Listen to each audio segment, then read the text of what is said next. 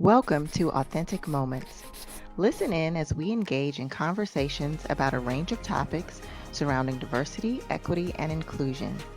These conversations are meant to educate, inform, and feed curious minds, all part of how Cone Health is right here with you. Hi, I'm Nikita Green, Chief Diversity, Equity, and Inclusion Officer at Cone Health. And today we are diving in to understand and celebrate diversity and raise a spotlight to the importance of belonging. Our guest today is Catherine Gunnitz. Hi, Catherine.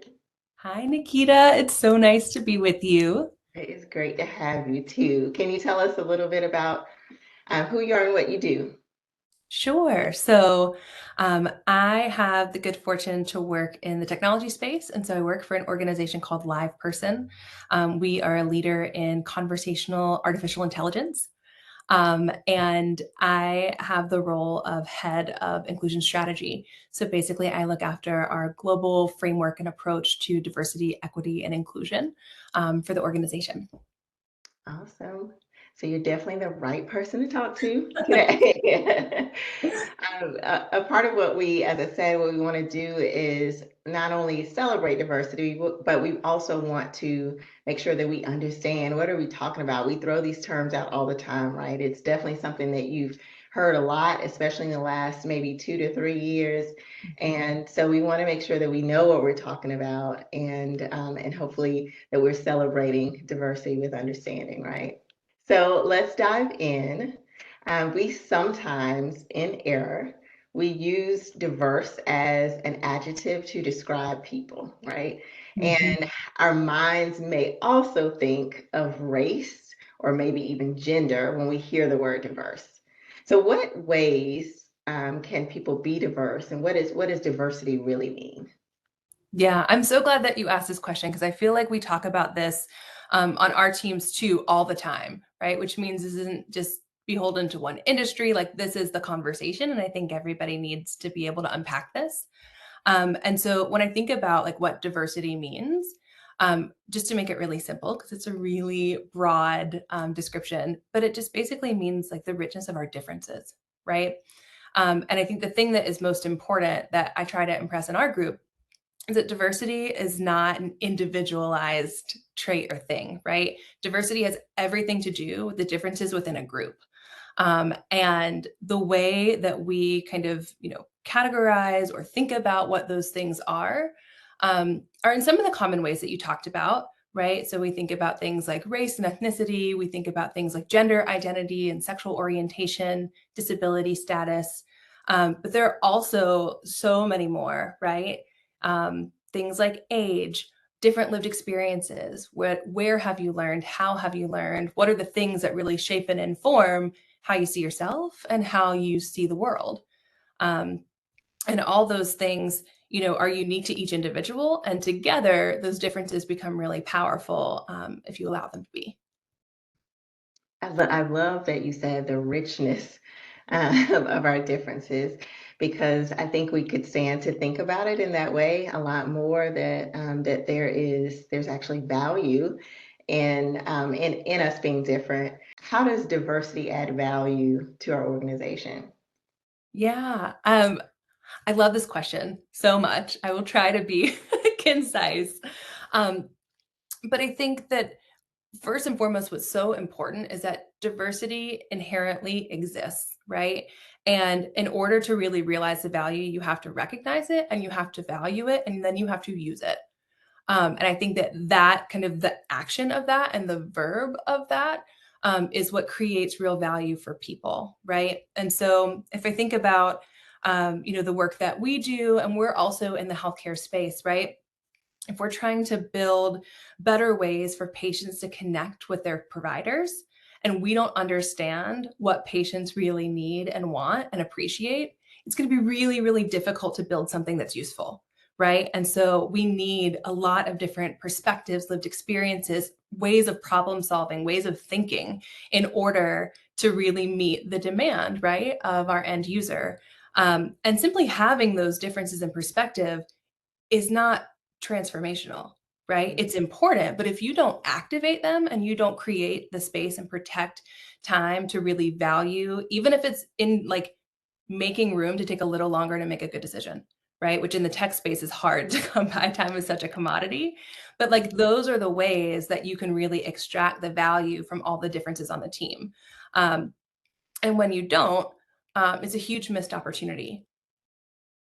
And you talk about really activating it, right? So it's one thing to have diversity because I think, okay, we can do that. Sometimes it's easy to get, sometimes not, but we can do that. But the value doesn't come from just having it. It's about activating it. I would love to hear you tell us more about that. I know, like for example, having opportunity to, allow more space to actually problem solve together. Can you talk about a little bit more, maybe some other suggestions for us for how we can leverage the diversity that we have? Yeah. You know what's really interesting is so much of these things that feel like, tools or best practices are just really good in building relationships in general, right? So they're not specific to like building diverse teams as compared to building, high performing teams. Like they're the same, it's the same thing. Mhm. And so if I think about what are the ingredients, right, underneath that, active listening, being curious, right? Ask questions and really hear what people have to say. Um, Another important thing that I think, I catch myself doing, and I think everybody probably does, right? Human nature is to start to kind of make some assumptions about why someone has the perspective that they do. And so to not write other people's stories in your head as you're trying to make a decision, but to really create like space in your processes, whether they're individual or whether they're part of your bigger systems that say, like, we need to interrogate why we think this thing is true. Mhm. Um, and it's interesting because we're really in the tech space, we're really good at that on the product side, right? There's a whole series of definitions for really understanding your customer called customer discovery. But we need to use that same kind of set of relationship building principles on our teams and with our people because you're never going to truly hear or be able to use what someone has to say if you don't listen. So I guess that's all to say, like, it's easy to overcomplicate. And in reality, right, these are just things that help us better connect to each other. Absolutely. I love that tool. I think we can all use that, interrogating why we think this thing is true. You kind of alluded to this a bit too, but another term we hear a lot more today is inclusion. Mhm. And oftentimes, diversity and inclusion are mentioned together, but they mean different things. So I'd love to talk about what does it mean, inclusion? What does it mean to be included? Yeah, I think this is honestly like the most important part of the equation. Um, and we think about creating an inclusive culture or a sense of belonging, inclusion is that active, intentional step in whatever your process is to make sure that people are seen, heard, and valued, and to make sure that those values translate to a real contribution, right? And so, it shows up or manifests itself in active listening, in, being just aware of how and in what ways you're encouraging other people to contribute and being interested in, finding perspectives that don't align with what you think you already know. Um, I don't want to overcomplicate this, but it's a daily regular practice, right? Mhm. You can't just kind of do a couple things and then just become an inclusive human being forever. It's not static. It is it's a muscle that you have to intentionally work every single day. And the more you do it, the easier it gets and the easier it is for you to help other people kind of use that muscle too. Yeah. And if we think about what you said before about the value really of having these diverse teams, but also when people will talk, people will be able to lean in and contribute if they feel included. If we think about that when we're being intentional every day, perhaps that'll help us with being more inclusive. Can you talk about what that means in organizations to feel a sense of belonging? We might know what that means in our family, right? But what does that mean in an organization? And what's that relationship between those terms, like how, Yeah. diversity and inclusion? How do we get to belonging from that? Yeah, and I think it's so important that you make the distinction across these three. Um, from my perspective, belonging is earned, especially for an organization to have the opportunity to say, hey, we are a place where everyone belongs. You earn that through prioritizing diversity, thinking about what are all of the differences in ways of thinking, ways of being, lived experience that are going to help us get to the best possible end result, whether that's a service or patient care or product. And then to activate all those ingredients in a way that creates trust. And when you've earned that trust, you can create a space where people can be authentic. And when they're authentic, that I think is what fosters a sense of belonging. But you can't just, you know, you can't skip a step in the process. You can't say, oh, well, we're going to think about representation, right? What are the ways that I can point to and say, these are the ways we're different? And because we embrace that, we have this sense of belonging in our organization. Like that's something that I think is individually felt, right? And so it also means that if you're inclusive in some spaces and not in others, you can't collectively, have a workforce that experiences belonging. You have to be thoughtful and you have to earn it as an organization. And then, on the other side of that coin, there's the question of like, what can you do as an individual? And I think it's about where you have safe spaces and you have trust, you got to bring it all. You got to bring yourself so that people have a chance to embrace and learn from that and recognize that those kind of unique differences or identities that you bring to the table as contributions, right? Like they are tangible and additive and meaningful. But I do think it's important that organizations recognize that through your systems and policies and processes and through your structure and the way you make decisions, like that will dictate whether or not you earn that trust and whether or not you create a space where people can experience belonging. It doesn't work the other way around, where it's just incumbent upon the person to be as authentic as possible, and then voila, right, you have a happy and harmonious workforce. So given that, we think about those ingredients of diversity, inclusion, belonging. What do you think is that kind of what's the space where organizations struggle the most or have the most opportunity, let's say? Ooh, yeah. Um, that's a really good question. And I think there are things that are probably, pretty common. And I also think that there's a lot of things that are probably pretty nuanced just based on the context of the organization. Um, but I think maybe I answered a little bit differently. Maybe instead of where folks struggle, I think the most durable, lasting place to focus on sustainable change is in your systems, processes, and behaviors first, right? Because inclusion is the verb. It's the action that we all want people to be intentional about, how they engage with others, to recognize and celebrate each other's differences for the point of contribution, right? But before that, like we're all human beings and we're going to align to the thing that's expected of us. So really looking at your systems and your processes and how that creates space for people to interact is so, so important. Otherwise, it's kind of wholly dependent upon where you are as an individual, right? How much exposure you've had to people who may be different from you in some ways, and how often you've been able to work together towards a common goal, as to like how strong that muscle may be. And we don't want the success of a culture to be dependent on individual strengths, right? We want it to be institutionalized through systems and processes. So that's my soapbox that you Yeah. just found. But I think it's so, so important, because where things fall off is in in that inclusion space, right? That part is basically, especially if you're joining an organization, right? I can look at your representation and maybe, it would suggest that this is an inclusive culture. But if I show up and I don't feel that way, and decisions aren't made that way, and processes aren't built that way, right? Then it's really hard to recover from that.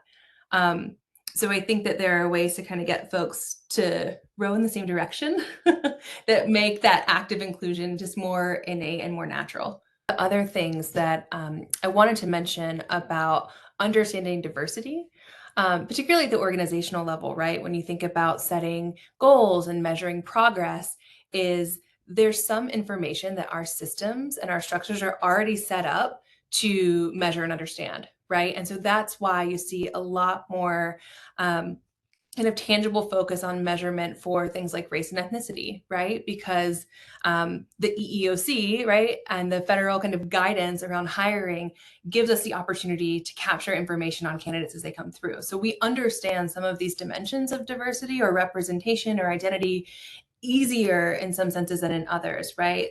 Other components that we're not asking for as part of the employment process, for example, make it harder. So it's not that they're not equally as important, but there's just some information that's easier to get than others. And if you want to make structural change, right, and really make progress, you have to work within the system and evolve it over time. Absolutely. I think that's great advice, is to really focus on laying down those systems and processes that make this work, that make this easier as well, and can help us with our intention. So thank you so much. You've given us some good insights. I will say that at Cone Health, our vision is that diversity, equity, and inclusion is really our way of being. And we recognize that it's an enduring journey also, but it's given voice by people who are embraced for their individuality. So we want people to feel like who they are is celebrated and is a vital part of how we are with our patients and our team.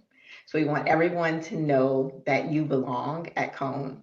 So the varied identities, experiences, cultures, and perspectives you bring are part of how we continue to be significant in our community.